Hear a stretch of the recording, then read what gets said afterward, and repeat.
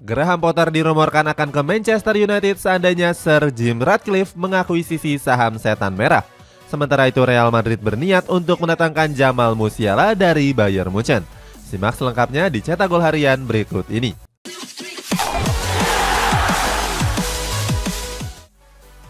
Aston Villa memetik kemenangan di pekan ke-9 usai membantai West Ham United dengan skor 4-1.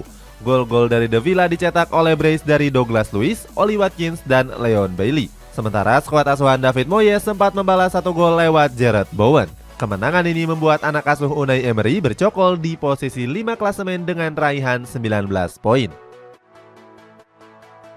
Girona kembali meraih kemenangan setelah mengalahkan Almeria dengan skor 5-2.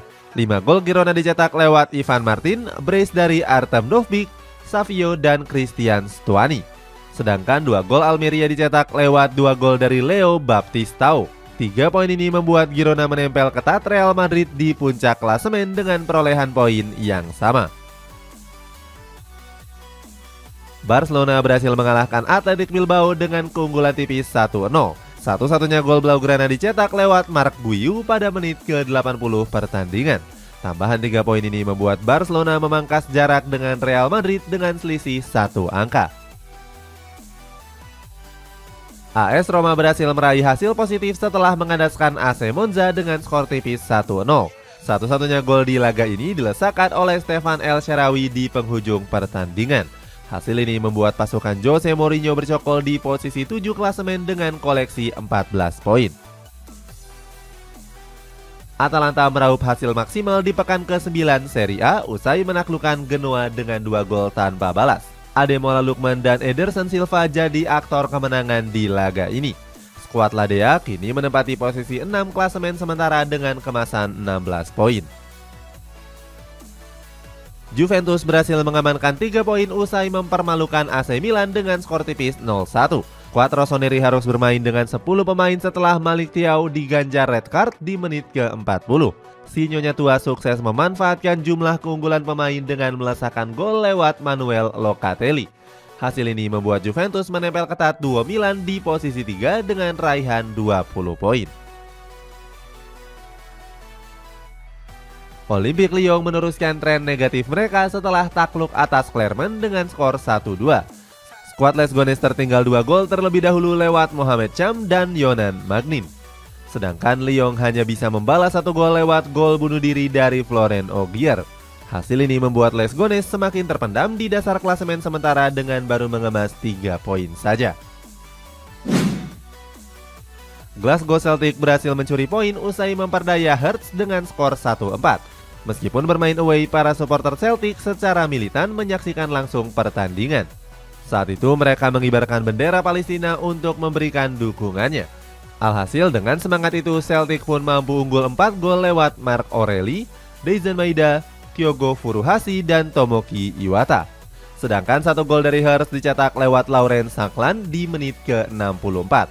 Kini Celtic semakin kokoh di puncak klasemen dengan unggul 7 angka dari Rangers.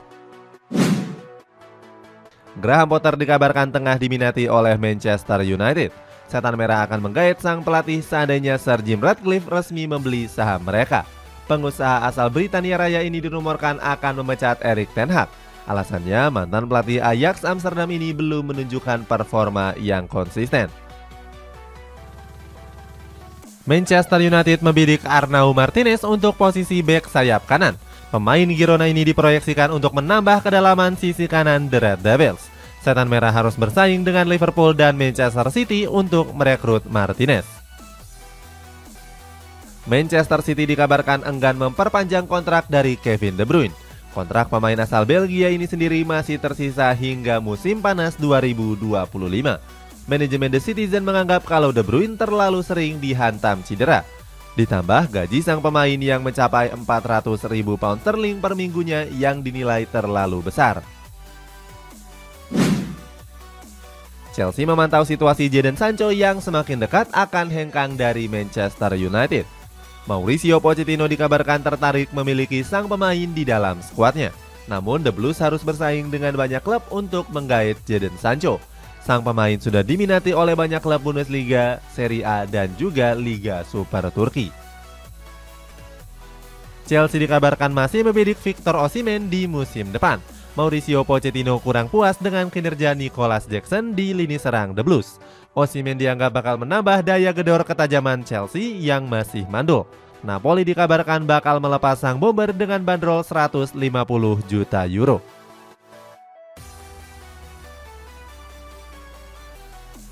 Brahim Diaz dirumorkan ingin kembali ke AC Milan setelah jarang mendapatkan tempat di Real Madrid. Pemain berusia 24 tahun itu jarang menjadi pilihan Carlo Ancelotti di skema permainan El Real. Los Blancos dikabarkan bersedia kembali melepas Diaz dengan bandrol 40 juta euro. Selain AC Milan, sang pemain juga dirumorkan sedang dipantau oleh Arsenal.